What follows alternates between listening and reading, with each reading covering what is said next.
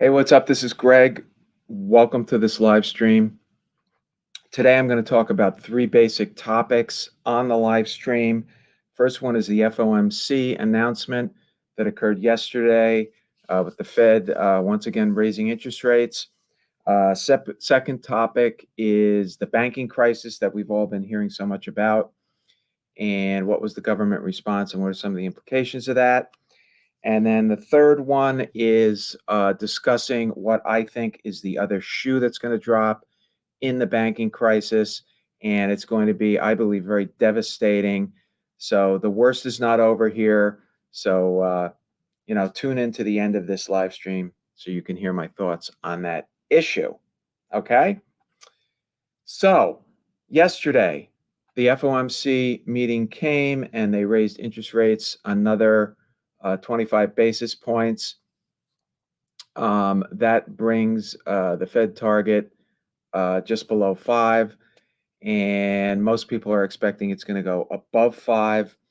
I watched most of the Fed chairman's testimony, Powell, and it was clearly a more, as a lot of people in the media like to say, it was a more dovish raise, so to speak, in the sense that they're sensitive to what's going on in the banking system. And so as a result, he was saying basically that they're raising 25 now. They might raise again, but probably sometime this year, they're going to stop and see what happens. I personally still think they're far away from actually easing. But of course, the market, which just wants to be bullish and wants to go up, uh, immediately process that, oh, they're going to start lowering rates before the end of the year, which, at this point, given where we are with inflation, overall CPI or CPI, as I call it, is 6% currently. The core inflation is still going up, and there's absolutely no pullback so far in employment and in the services economy. So Powell said he's got a long way to go to get to the 2%. I agree with that. I don't understand why the market instantly jumps to um, they're going to ease, they're going to ease, they're going to ease, and immediately goes into a bullish stance. Obviously, after the testimony and after Yellen uh, came in front of Congress and gave her testimony, which was in somewhat conflict to what Powell was saying. I don't think they were necessarily on the same page. The market sold off yesterday. The Dow was down over 500 points, but today it's bounced back and people are feeling more bullish.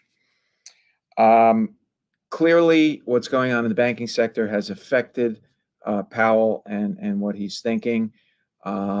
He was saying a lot in his testimony about how the banking sector pulling back on credit, making credit more difficult to get.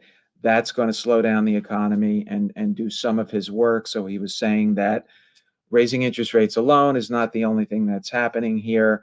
The banks pulling back will also uh, restrict the economy and cause the economy to slow down.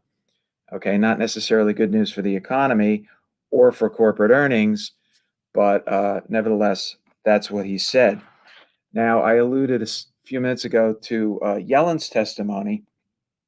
The thing that spooked the market yesterday was Yellen came out and basically said that don't assume that just because they were bailing out the uninsured uh, depositors of Signature Bank and SVB, don't assume that they're going to do that for everybody. Okay, that kind of freaked the market out because they, of course, jumped to the most bullish case instantly after seeing those other two banks depositors get bailed out. They instantly jumped to, oh, now they're going to do it for everything, right?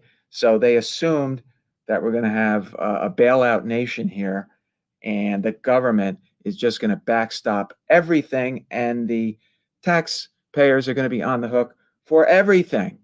Okay, and this has been an extremely disturbing trend with the Biden administration coming in. It started with Bush to be fair. And, this idea that no one and nothing can fail. This started with the Great Recession, 08, 09, where the government bailed out the entire banking system, but it continued with zombie companies and all of these other bailouts of everything, student loan bailout, everything. The government is bailing out everyone, and the government is the ultimate backstop for everyone and everything. Of course, this is ridiculous. The government can't do this with over $31 trillion worth of debt. Government's in no position to do this, but this is what they like to portray to calm the markets down and to get these bank failures off of Joe Biden's resume so that he can go into the election coming up and not have a complete banking crisis meltdown on his resume, right? But unfortunately, the government cannot do this. But the present generation of money managers has been so um, indoctrinated since 08, 09 to think that there will always be a Fed put or a government put for every problem, for every market disruption, for every banking crisis. The Fed put is there. And, you know, it's easy to understand why they think that, because ever since Bush, the government has been bailing everything out and has been backstopping everything. So it's a very disturbing trend, and I think it leads to uh, mediocrity and incompetence in the banking managements and in just the corporate managements and everything that occurs in the economy. It's a very, very disturbing trend. Now, I just want to comment a little bit about this banking crisis, okay? Um, this banking crisis is not a failure in regulation, okay? Don't let the politicians get away with that kind of bullshit line of reasoning. We don't need more regulation, okay? What this banking crisis tells you and what it illustrates is a dramatic failure of the regulators and a dramatic failure of the regulators to enforce the current regulations. Okay. Now, there are some loopholes that caused a problem here. One is mark to market. All right. Like these regional banks, if they arbitrarily designate securities as hold to maturity, they don't have to mark to market. All right. Which is ridiculous. I don't know who came up with that. All right. These securities should be marked to market every quarter. Okay. Just because you arbitrarily designate long dated mortgage backed securities or treasuries as being held to maturity, that means on your balance sheet you don't have to mark to market. That's ludicrous. It's ridiculous. But the regulators going in and doing these bank examinations and looking at their books should have known or should have been cognizant of the fact that if these investments were needed in an emergency situation, such as you saw at the bank runs, that these securities were not going to be able to be sold at par, and the bank was going to take a huge loss. I mean, literally a fifth grader could have figured that out. Why can't the regulators figure it out? Okay, so it's not a failure of not enough regulation. It's a failure of the incompetence of the regulators. Okay. Now, the second area is just complete and total incompetence of these bankers, the people running these companies. Okay. I've been involved in banking either directly or indirectly for my entire career. Okay. I started in investment banking. I was in investment banking for 15 years, real investment banking, not what they have now, with a major Wall Street firm. And then I was a full-time investor, and now I'm an investor and I'm in the banking business again. I lend to commercial real estate. So this is an area that I really know a lot about.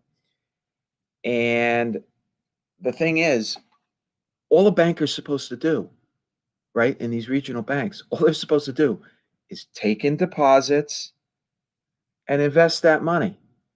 Okay? That's what they're supposed to be able to do. That's what their business is. So they take in deposits, they make loans. Okay? They either make loans by buying securities, right? Or they loan it out as commercial real estate loans, or they loan it out as business loans, or they loan it out as credit card loans, whatever. They loan it out. That's what they're supposed to know how to do.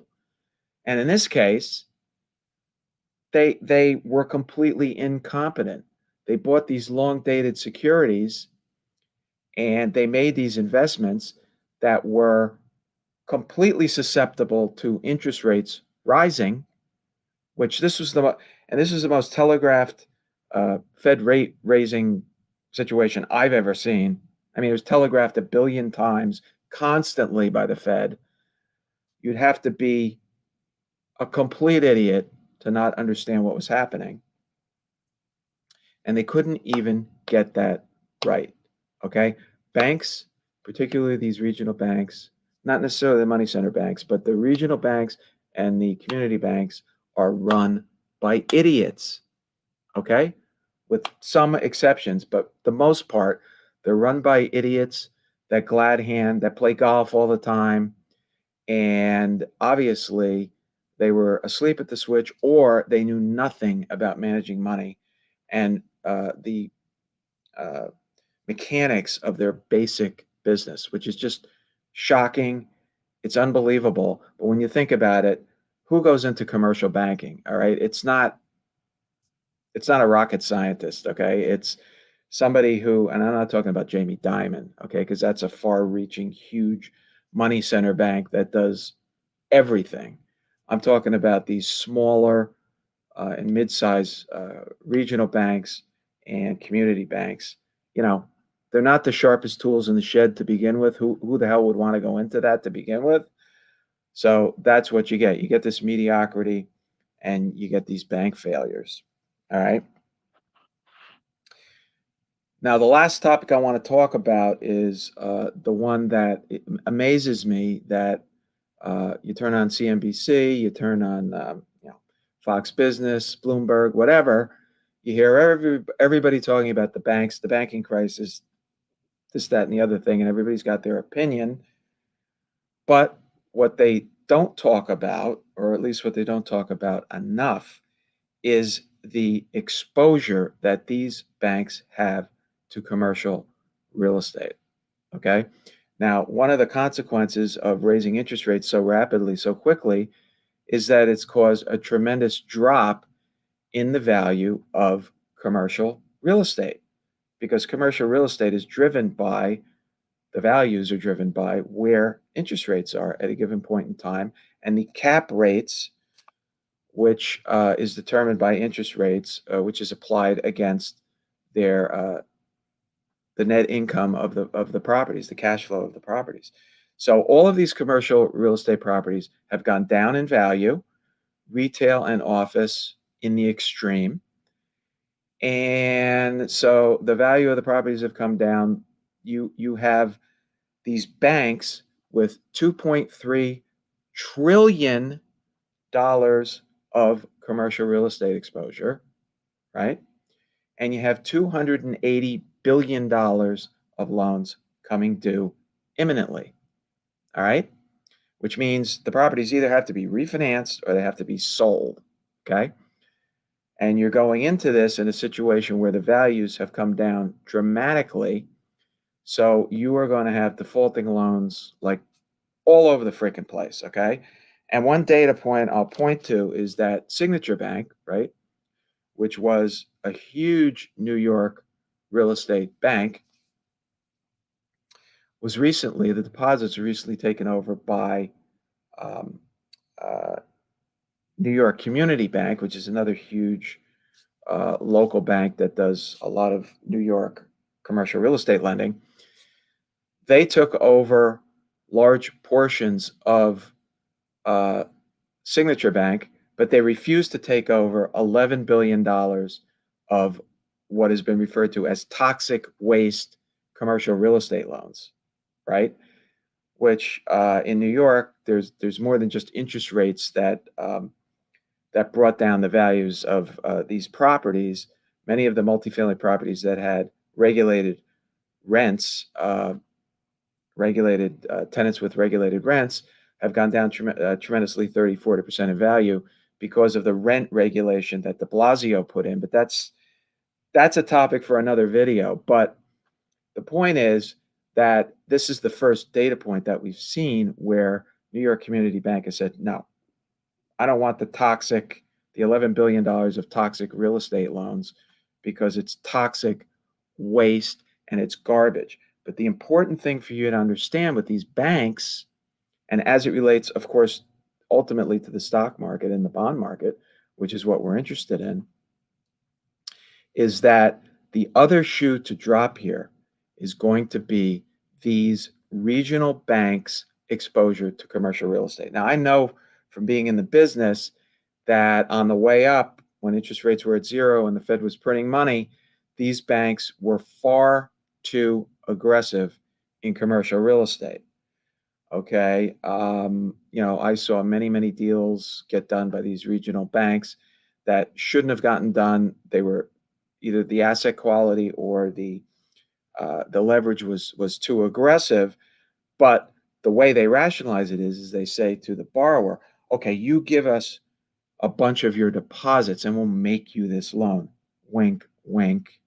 So in exchange for getting deposits, which is a bank's primary objective, they were making real estate loans for reasons other than the viability or the quality of the assets. And banks are not supposed to be as aggressive as these non-bank lenders, okay, that sell bonds in securitizations and aren't taking necessarily real credit risk that the banks that hold these things on their balance sheet until maturity take. Um, Banks aren't supposed to be taking that kind of risk, okay? And by tying uh, deposits to a bank loan, they are making decisions that often are either uneconomic or are they're putting more leverage on these properties than they should be, and not factoring in the inherent cyclicality of the commercial real estate business, which is what we're seeing now. So, as it relates to the stock market, um, everybody who watches this channel is probably sick of hearing me say this because I've said it for the last year. Um, we're still in a bear market. We're not in a bull market. There's no end in sight for what the Fed's doing with raising interest rates and tightening credit. Okay. They're still saying they're going to reduce their balance sheet. That remains to be seen. There is this mentality of the Fed put, the government put, whatever you want to call it. That's still prevalent. So as a result, any glimmer of hope that the market sees, they're going to immediately jump to a bullish position and start buying. But as an investor, I believe you have to look at overall monetary conditions, and you have to ask yourself, what is the overall direction of the market?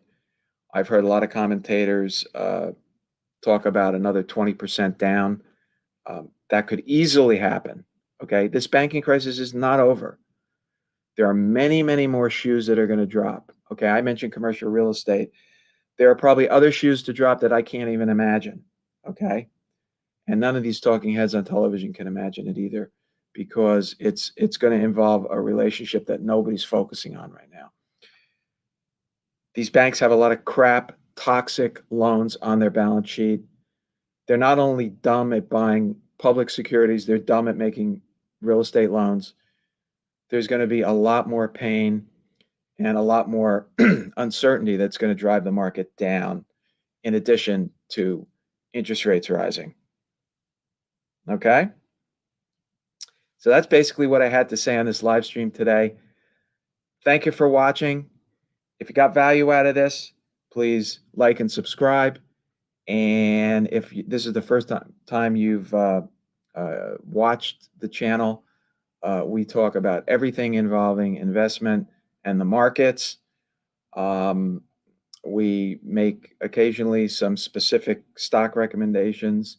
We talk about the macro situation, talk about economics, we talk about Fed policy, and it's all intended to make you a better and hopefully richer investor. Thanks for watching, and I'll see you on the next video or live stream. Thanks, and I'll see you on the next one.